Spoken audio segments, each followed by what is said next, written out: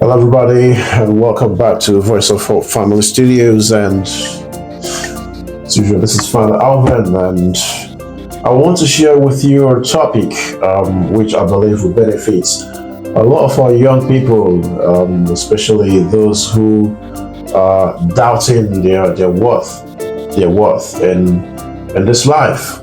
And I believe this will bless your hearts today.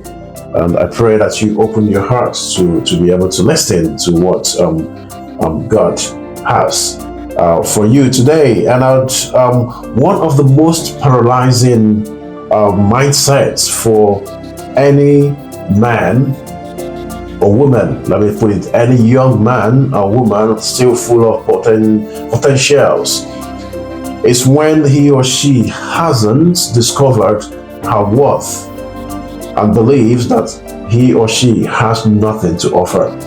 This is very paralyzing. When you are convinced, when first and foremost you don't believe in your worth, and then you are convinced that you have got nothing to offer, it can paralyze you.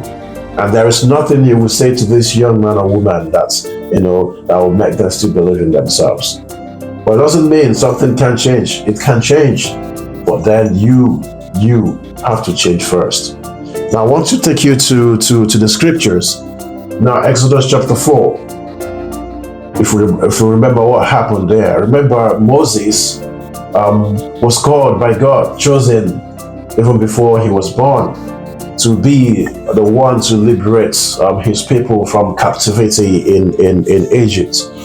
And when God gave him the task, he was full of excuses, like we see ourselves today. We always make those excuses. I don't have, I need, what if, there are a lot of excuses we find ourselves making. Many reasons why we shouldn't do what we are supposed to do. Many reasons why we shouldn't carry out the task for which God has planted us here on earth. But I want to say something to you. Don't always see a reason why you can't do or why you can't make use of what God has given to you. But always see a reason why you must make use of what God has given to you. So the question again is, what do you have in your hand? Now, Exodus chapter 4, verse 1 says, and Moses answered. Now let's go back a little bit. So Exodus chapter 3, verse 21, let's see what God said to Moses and what led to his answer. And it says, verse 21 says, and I will make the Egyptians favorably disposed towards these people, so that when you leave, you will not go empty-handed. Every woman is to ask her neighbor and any woman living in her house for articles of silver and gold, and for clothing, which you will put on your sons and daughters, and you will plunder the Egyptians. Now, verse in Exodus chapter 3, that's when God came to Moses in the form of burning bush and gave him these instructions, and asked him to go to my people and say this to them. This is what I've said to my people.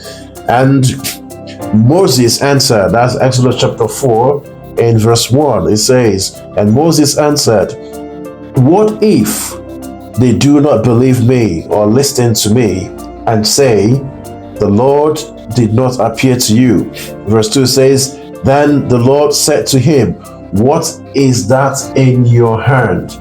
What is that in your hand? A staff, he replied. The Lord said to him, throw it on the ground. Moses threw it on the ground, and it became a snake, and he ran from it. Now Moses had something, but he was not even aware that he had something. He had a shepherd's rod in his hand. Now, throughout the Bible, God has a wonderful habit of using whatever a person possessed, if that person would simply yield it to God. You can have something as long as you are ready to yield it to God. It will just remain that way.